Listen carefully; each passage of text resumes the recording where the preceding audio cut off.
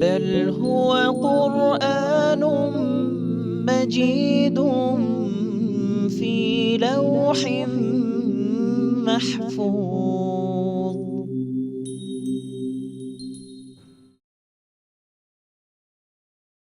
بسم الله الرحمن الرحيم.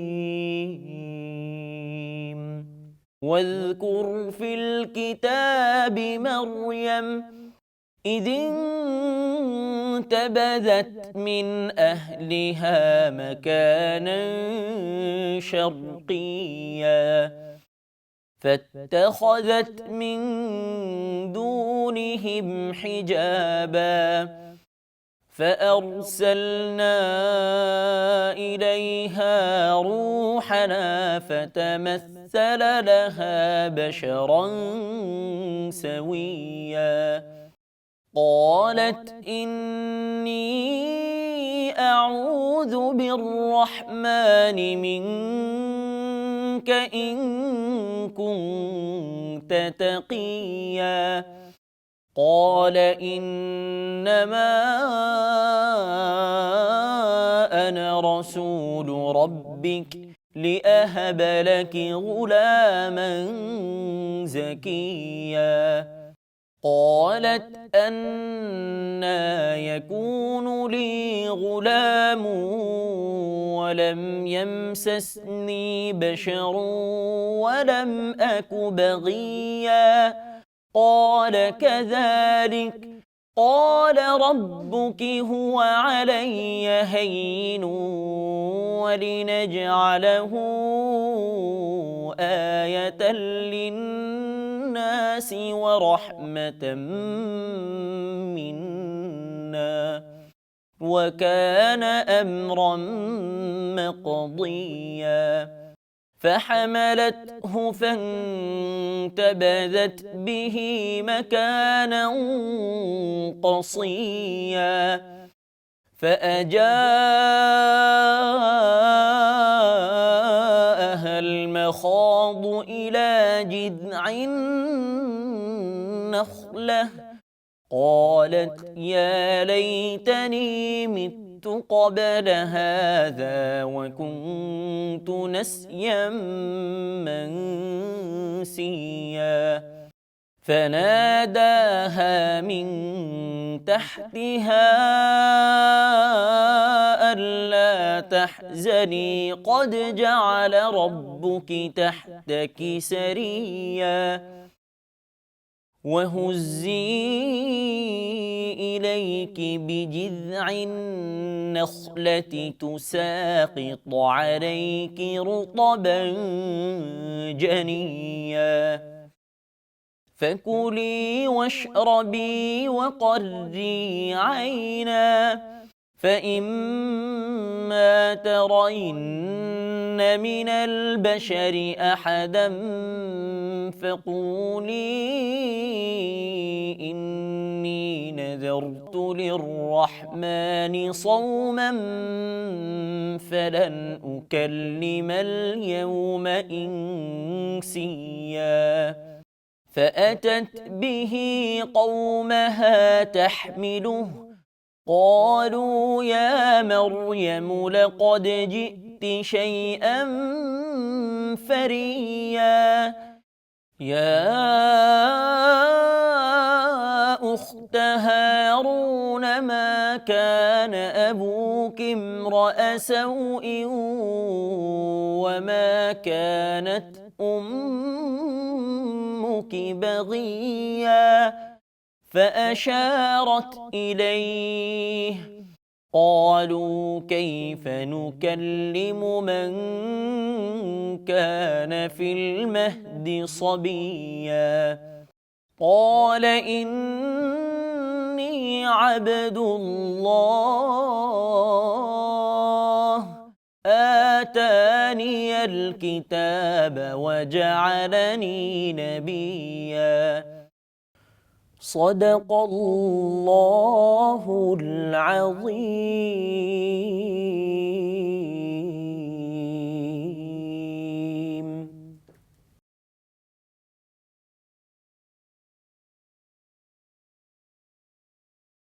দয়াময় পরম দয়ালু আল্লাহর নামে। বর্ণনা করো এই কিতাবে উল্লেখিত মারিয়ামের কথা, যখন সে তাহার পরিবারবর্গ হইতে পৃথক হইয়া নিরালায় পূর্বদিকে এক স্থানে আশ্রয় লইল। অতঃপর উহাদের হইতে সে পর্দা করিল। আমি তাহার নিকট আমার রূহকে পাঠাইলাম। সে তাহার নিকট পূর্ণ মানবাকৃতিতে আত্মপ্রকাশ করিল। মারিয়াম বলিল, আল্লাহকে ভয় করো, যদি তুমি মুত্তাকি হও।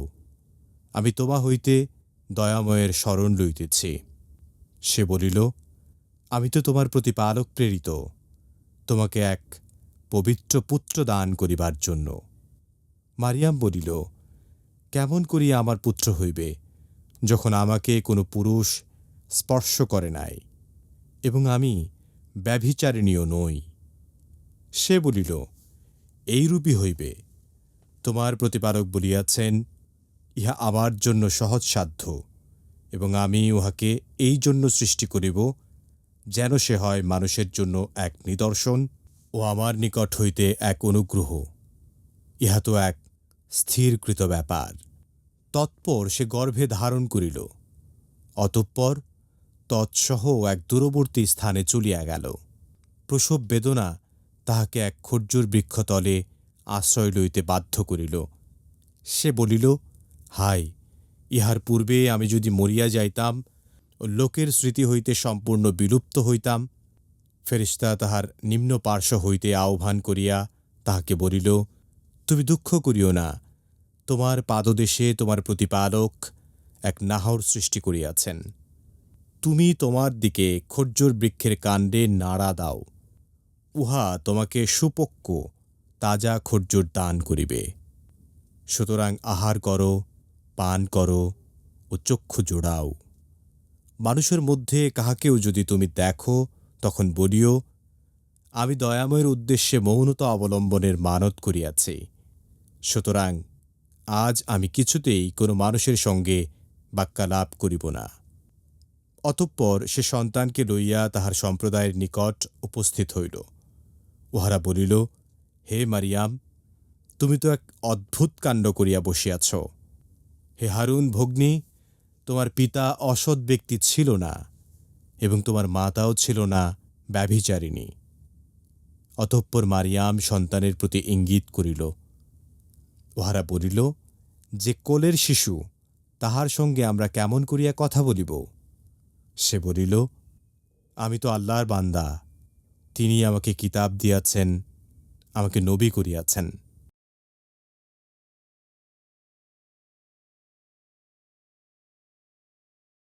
আলহামদুলিল্লাহি ওয়াকাফা ওয়াসালামুন আলা ইবাদিহিল্লাযীনা ইসতাফা আম্মা বা'দ।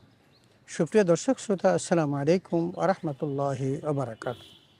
সময় সংবাদের নিয়মিত অনুষ্ঠান লৌহে মাহফুজ থেকে আপনাদের সকলকে জানাচ্ছি আন্তরিক শুভেচ্ছা ও মোবারকবাদ। সুপ্রিয় শ্রোতা, আমরা এতক্ষণ পর্যন্ত পবিত্র কোরআন কারীমের মরিয়মের 16 নম্বর আয়াত থেকে 30 নম্বর আয়াতের তেলাওয়াত শুনলাম তরজমা। আসুন আমরা এই আয়াতে কারিমাগুলোর সংক্ষিপ্ত তাফসীর শুনি। আল্লাহ তাআলা আমাদের সকলকে কোরআনুল কারীম বুঝার তৌফিকে দান করুন, আমিন। সুপ্রিয় শ্রোতা, আমরা ধারাবাহিক আলোচনা শুনছিলাম সূরা মরিয়মের। আমরা গত পর্বে যে বিষয়গুলো আমরা দেখেছি, সেখানে ছিল হযরত জাকারিয়া আলাইহিস সালাতু ওয়াসসালামের ঘটনা।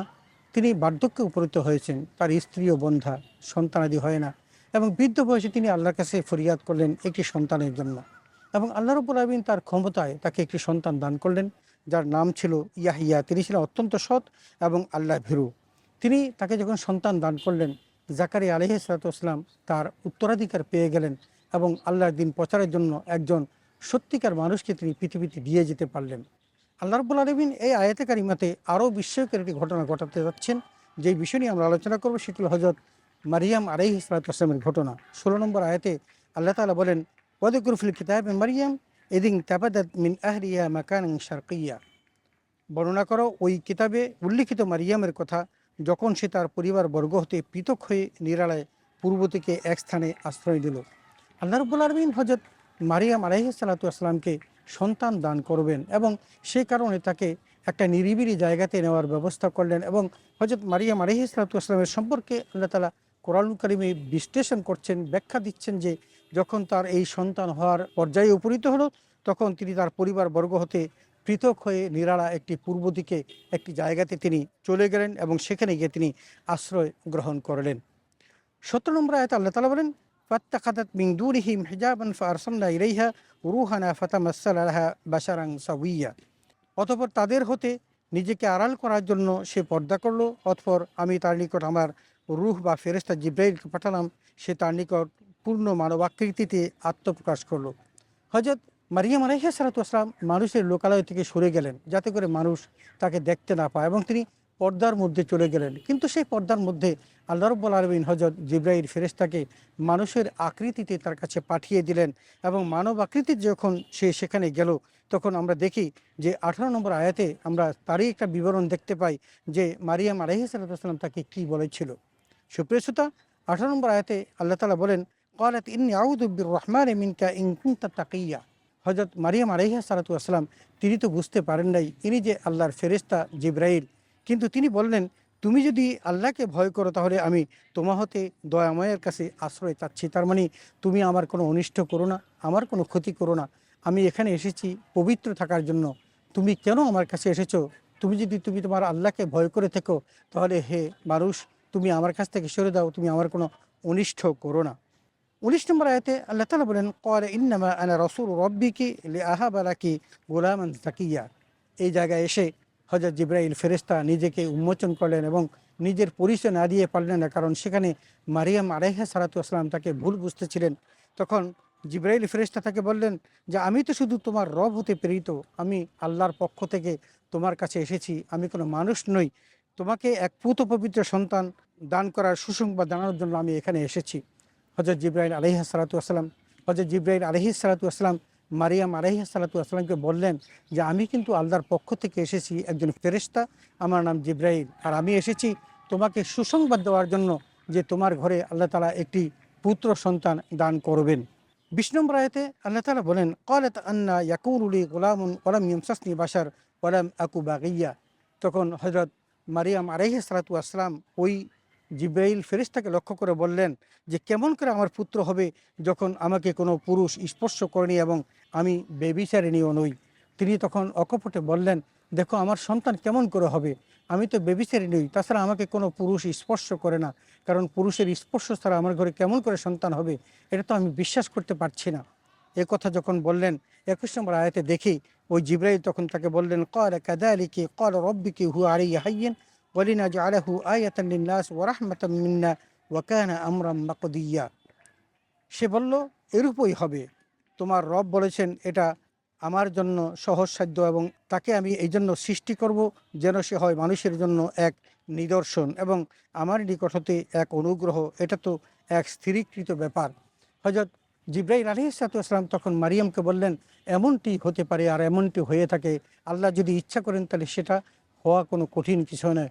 হযরত আদম আলাইহিস সালাতু ওয়াস সালামকে আল্লাহ তাআলা বাবা এবং মা উভয় ছাড়াই কিন্তু সৃষ্টি করেছেন, এবং মা ছাড়া হাওয়া আলাইহিস সালাতু ওয়াস সালামকে আল্লাহ তাআলা সৃষ্টি করেছেন।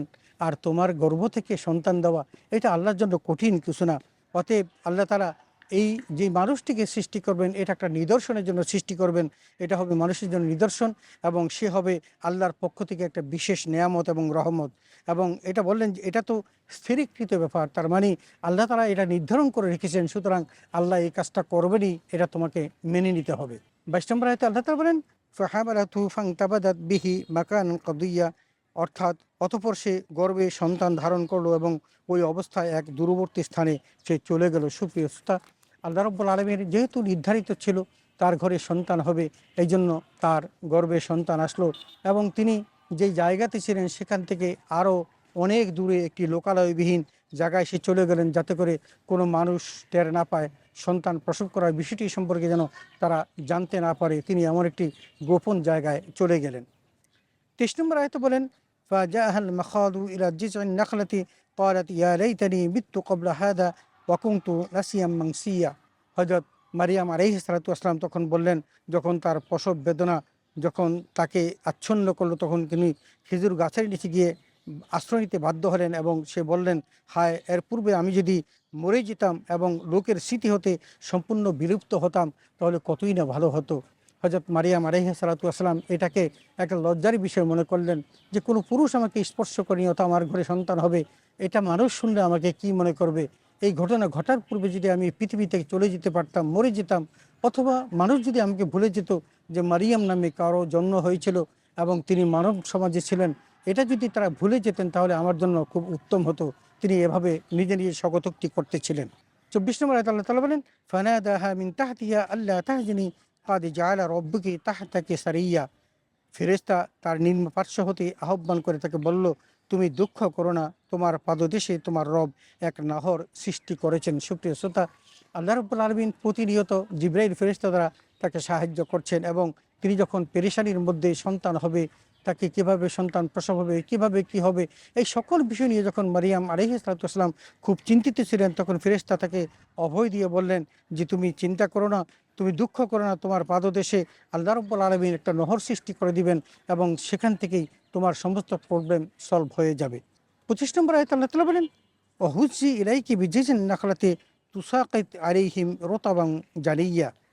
এই যে সন্তান প্রসব হবে, সন্তান জন্মগ্রহণ করবে, তিনি কি খাবেন, কি করবেন না করবেন, এই সম্পর্কে বলতে গিয়ে আল্লাহ তাআলা বলেন, তুমি তোমার দিকে খেজুর গাছের কাণ্ডে নাড়া দাও, এটা তোমাকে সুপক্ক তাজা খেজুর দান করবে।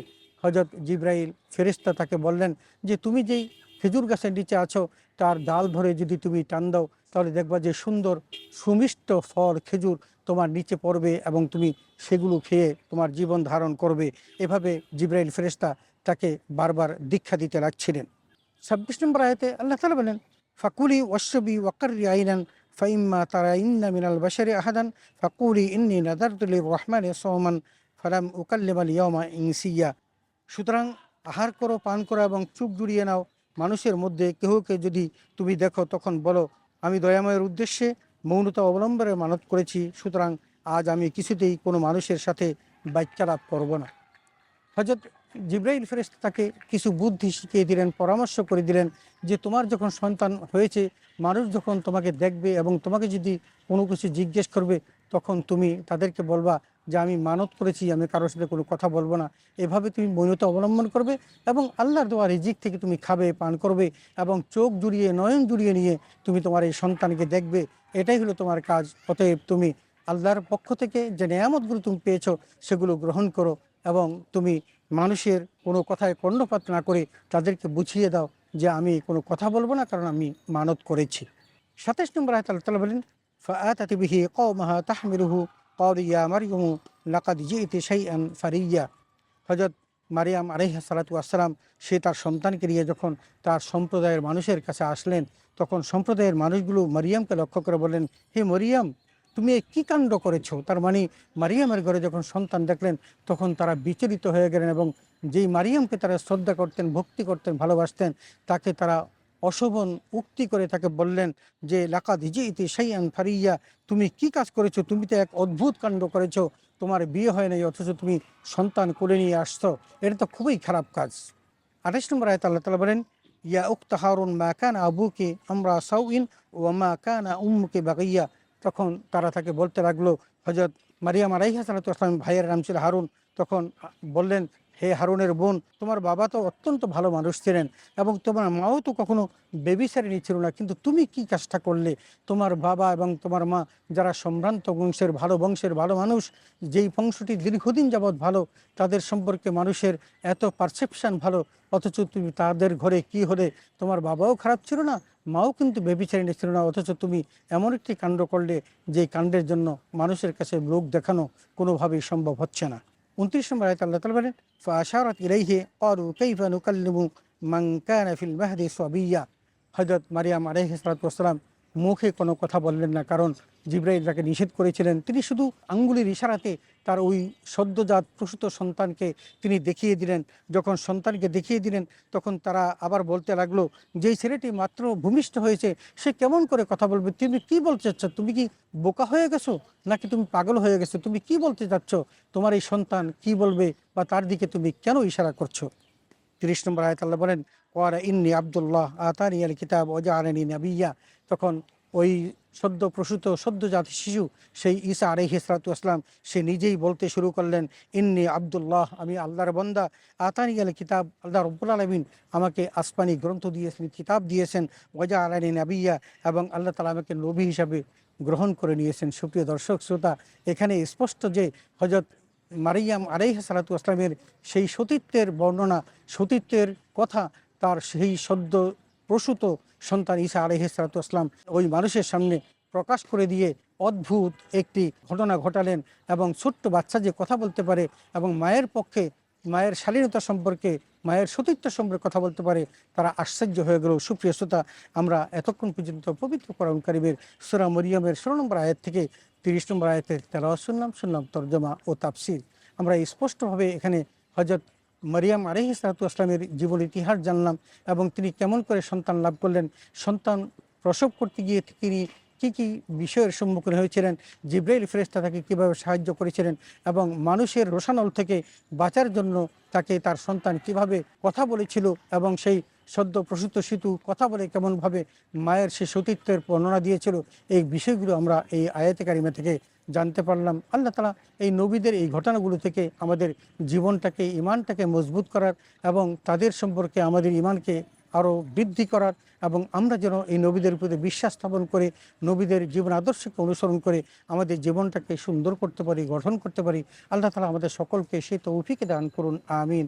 ওয়া আখির দাওয়ানা আলহামদুলিল্লাহি রাব্বিল আলামিন। আসসালামু আলাইকুম ওয়া রাহমাতুল্লাহি ওয়া বারাকাতুহু।